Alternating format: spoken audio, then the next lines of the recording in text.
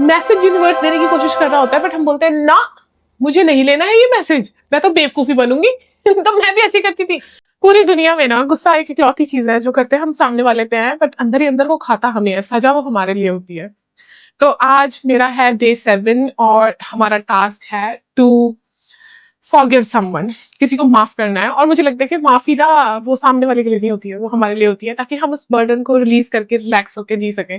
और मैं इतना स्माइल करके मैं ये चीज बोल रही हूँ ना, ये मुझे उतनी ही मुश्किल लग रही है। मैं शायद अब पता नहीं, मैं तब से सोच रही हूँ कि कैमरा ऑन करती हूँ, क्या करूँ, कैसे करूँ, बट ऑब्वियसली पीछे तो नहीं हट सकते ना।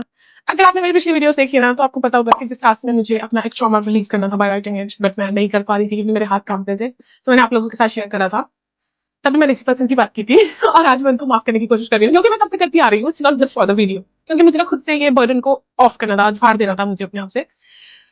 तो ये ऐसे पर्सन के लिए है जिनके लिए मैंने सब कुछ किया, जो जो मुझे प्यार करना आता था, जितना भी मैंने वो सब कुछ कर लिया। मैं उनके लिए चाय कॉफी बनाती रही और वो मेरी इज्जत का चाय कॉफी बना के पीते रहे। मैंने जब भी मुझे लोगों ने ना आगाह करने की कोशिश की, ऐसा होता है ना, तो प्यार में बड़े पागल होते हैं किसी के, तो लोग हमें बताते हैं कि यार वो पर्सन ना दिल्ली ऐसे बोल रहा था, उसने ऐसा बोला, मुझे अच्छा नहीं लगा।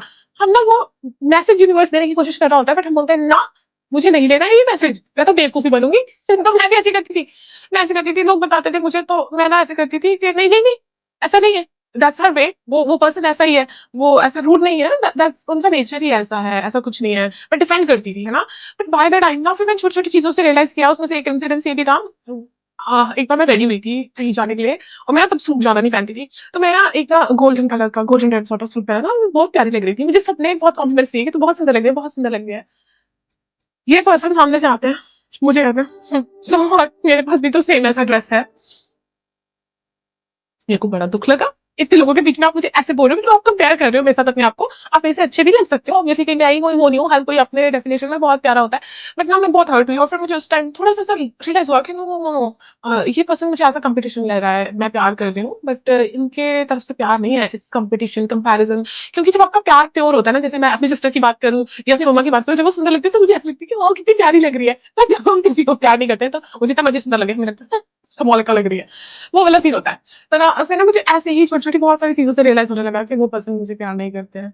फिर धीरे-धीरे ना वो चीज़ वर्बल हो गई। उन्होंने एक दिन मेरे मुँह पे ही ये चीज़ ऐसे बोल दी कि ना, मैं तो, मुझे तो ऐसा लगता है, मुझे तो वैसा लगता है। और वो चीज़ इतनी ज़्यादा, अभी मैं बात करूँ ना, मेरे दिल में कुछ हो रहा है। और वो चीज़ इतनी ज़्यादा दुःख भरी थी कि मुझे लगता है कि उस टाइम मैं अपने इमोशंस को प्रोसेस नहीं कर पाई ना।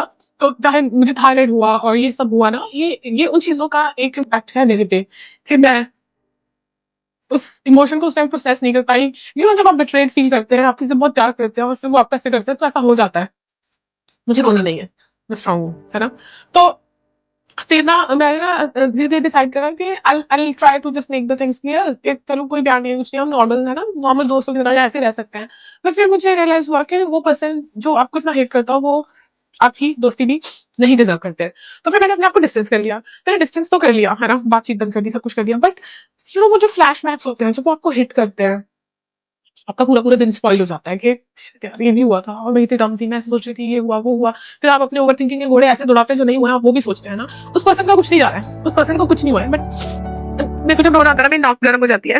तो उस पर्सन का कुछ नहीं हुआ होता है, आप ही ऐसे ना परेशान हो रहे होते हो। क्योंकि उनमें तो इतनी सिंपैथी थी ही नहीं कभी। वो सिंपैथी, वो सब आपके अंदर ही, आप ही तड़प रहे हो, दूसरे को कुछ नहीं हो रहा है।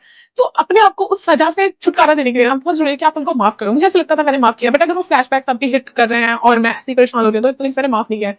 ऑब्वियसली ये एक दिन की चीज नहीं है, it will take some time, और देखा जाएगा कि क्या होता है। बट मैंने अपनी तरफ से उनको माफ कर दिया है, क्योंकि मैं एक बहुत ही हल्का-सा ऐसा अपना ज़िंदगी बिना किसी बोझ के गुज़ारना चाहती हूँ। मैं चिल रहना चाहती हूँ। जैसे मैं पहले चलते-फिरते उछलती थी, मैं वही करना चाहती हूँ। मैं वैसे ही रहना चाहती हूँ। मुझे नहीं होना है किसी के लिए चेंज, किसी को खुश करने के लिए तो मुझे बिल्कुल चेंज नहीं होना है। जिसको खुश होना होगा मेरे से ऐसे ही खुश हो जाएगा। और अगर मैं नहीं पसंद हूँ, तो आप जेलस ही हो गए मुझसे, इसी वज़ह से मैं आपको पसंद नहीं हूँ। ये वाली सोच लेके जी रही हूँ आजकल मैं, तो मैं बड़ी खुश रहती हूँ, मुझे लग रहा है। क्योंकि लोग टाइम के साथ आगे तो जाते हैं, मैं पीछे जा रही हूँ।